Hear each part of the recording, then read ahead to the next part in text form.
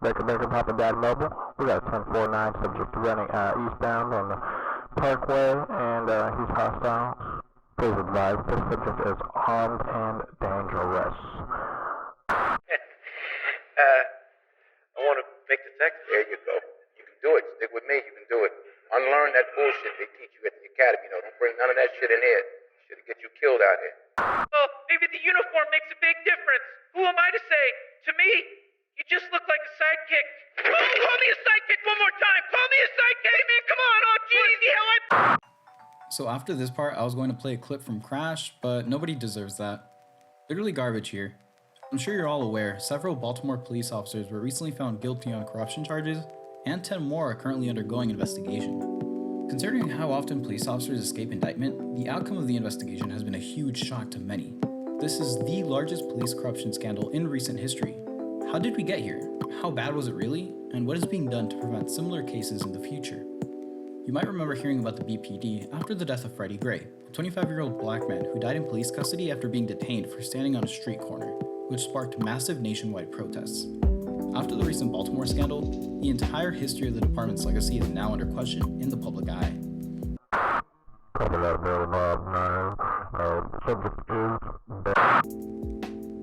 So, Maryland being a slave state, Baltimore has had a poor history of respecting the human rights of black people. I mean, not that the northern states were any better, but the Baltimore Town Police Force was started in 1784, and only a decade later, they created the Baltimore Jail to house runaway slaves. Following Nat Turner's Rebellion of 1831, Maryland signed on strict restrictions on freed black Americans, going as far as to prevent religious meetings unless a white minister was present. With the passing of the Fugitive Slave Act of 1850, which required northern states to return enslaved people to the South, Baltimore's institutions actively engaged in the enforcement of the law. In September of 1867, black woman Eliza Taylor was shot. The newspaper, the Baltimore American, is quoted as printing, "A colored woman was killed under circumstances which show the spirit of hate and oppression cherished towards that portion of the population by many of the police." The officer was acquitted. Black people faced oppression from the state in nearly every facet of life, including social gatherings. Here's an excerpt of the 1875 shooting of Daniel Brown, a black man from the Baltimore Sun.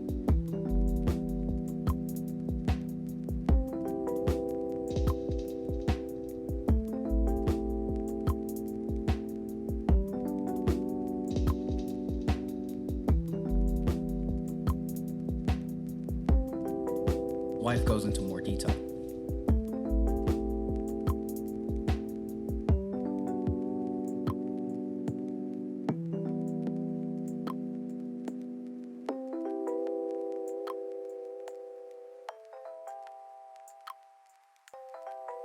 Daniel Brown's brutal death sparked massive protest and civil unrest. Neutralize the subject, and we are taking calls. While some put the blame on the deterioration of community police relations on the creation of new technologies, it is evident that the agents of state power have never had their interests aligned with racial minorities of the country. Baltimore's legacy continued to be tainted by racial discrimination. Bill Garland, the police magistrate who sought excessive charges against black people, to the case of a black soldier who was brutalized by the police during a protest against police brutality, to the reports that 9 out of 10 men executed for murder or rape were black. Thurgood Marshall, arguably the most notable Supreme Court justice, was moved by the racial injustices he witnessed firsthand in his hometown of Baltimore to take action. However, this glimmer of positivity was drowned out by an ocean of oppression and exploitation. From its inception to today, the Baltimore Police Department, now the 8th largest department in the country, has been rotten to the core.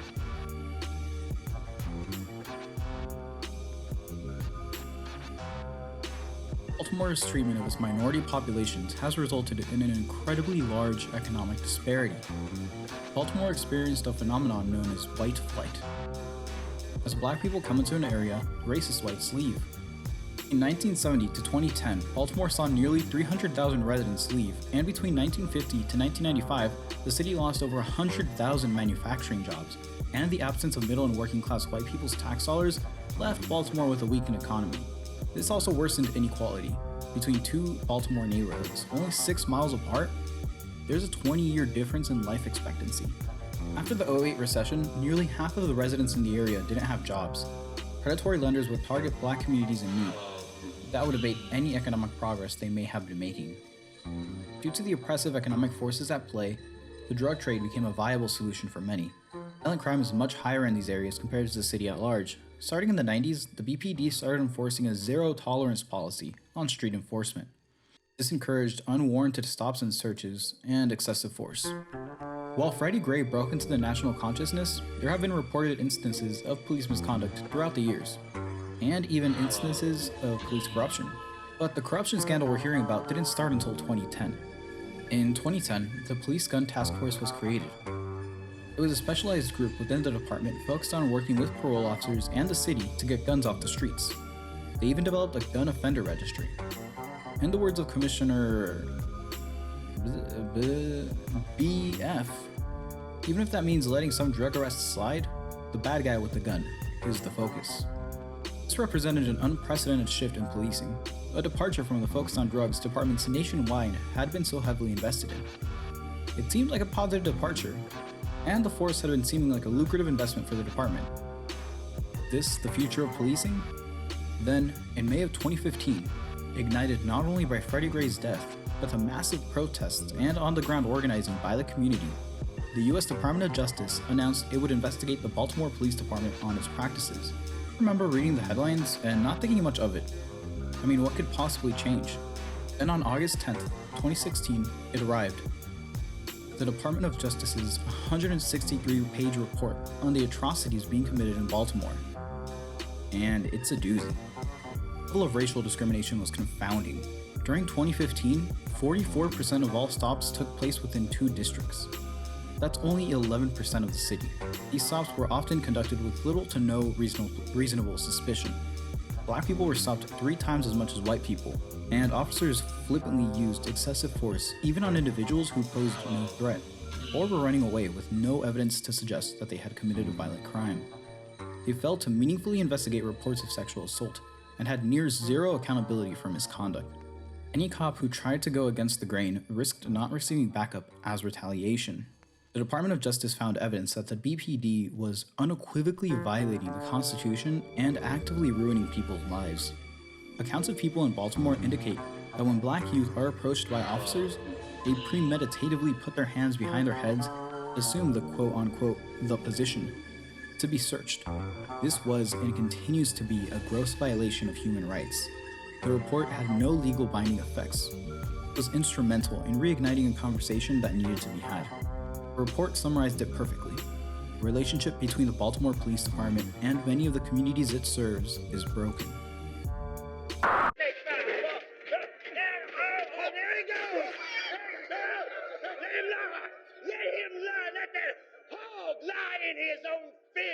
Let him lie! Well, listen to me, you hicks. That's right, I'm not the only one here.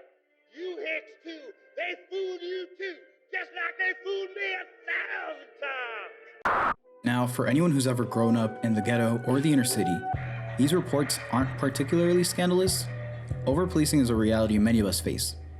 Independent of the DOJ, authorities began investigating the BPD starting in 2011, following the source of a strain of heroin that had led to an overdose. This investigation is what's being reported on today. Detectives were found guilty on racketeering and corruption charges, facing up to 60 years in prison. 6 others were found guilty for similar charges. All were a part of the special task force. These cases weren't explicitly tied to race. The DOJ provides the context on which these officers operated. Black citizens paid for their corruption. Here's an example. So video evidence during the litigation showed officers opening a safe that had $100,000 inside, where the officers followed the procedures all by the book. Sounds good, right? It was actually discovered that the video was a cover-up, because the officers had stopped a black man on the street, stolen $6,000 from him in cash, and then visited his home to continue the theft. The safe originally contained $200,000 before it was ransacked. It was one of many covert robberies. The Baltimore Police Department functions like a mafia. Victims often had no legal recourse, so they were left defenseless. The officers would rob anybody, and knowing that the thriving drug economy was necessary for them to have money to steal, they often played along with dealers. Officers would drive fast towards groups of teenagers, and whoever ran was chased down. An extreme example of a violation of our protections against random searches and seizures. Most damning of all, officers were instructed to keep toy guns in their glove compartments to plant on victims if they were ever in a jam. The BPD has a history of planting drug evidence on victims, but planting fake guns on police murder victims is giving them a free license to kill. How many of the victims of police violence have been labeled suicide by police or actually cover-ups? It's almost impossible to know the extent of the corruption, but rest assured, this extends beyond BPD.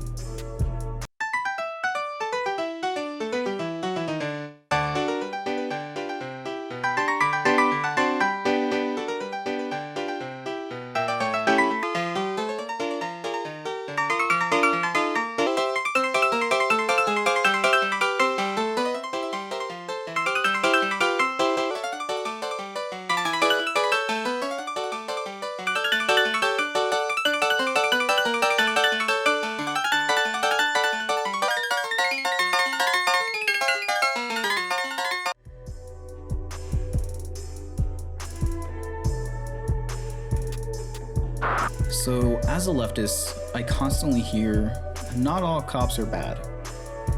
Surely not all departments are like the BPD, right?